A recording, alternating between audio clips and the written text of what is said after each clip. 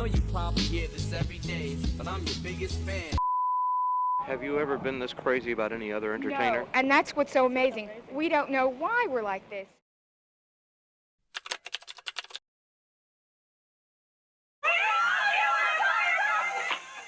Gee, it isn't easy being the Empire Carpet Man.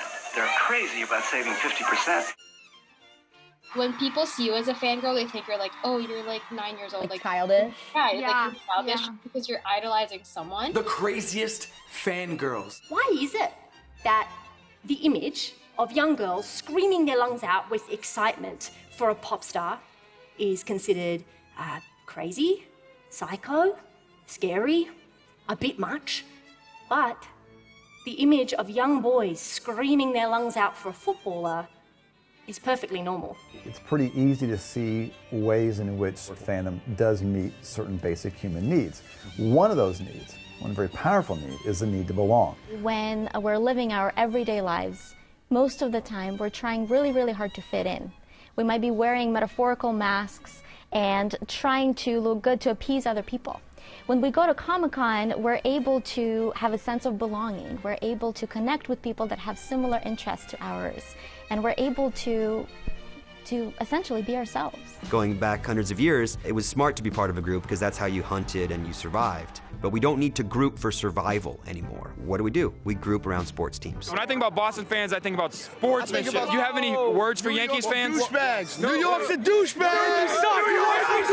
I know that being a sports fan doesn't exactly make sense. It may be primal, maybe even a little barbaric. It may cause me to distrust an entire group of people just because they choose to root for a particular team. But you know what? I don't care because it gives me something to text my dad about. We became friends over Taylor Swift. Oh, that's how we bonded. That's how we bonded, and like Taylor Swift is a really important thing for my mom and I. We got to go to a show together, and that was a really great experience that I'll always remember. Being a fangirl was probably the best 4 years of my life. The most powerful force in music is not the artist's mystique or a catchy tune.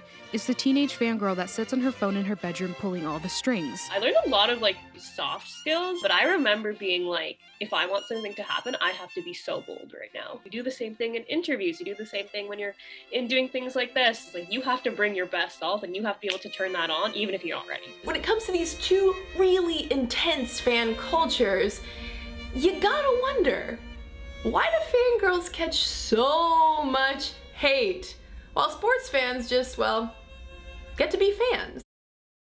Mine! No, he's mine! Order now and get yours.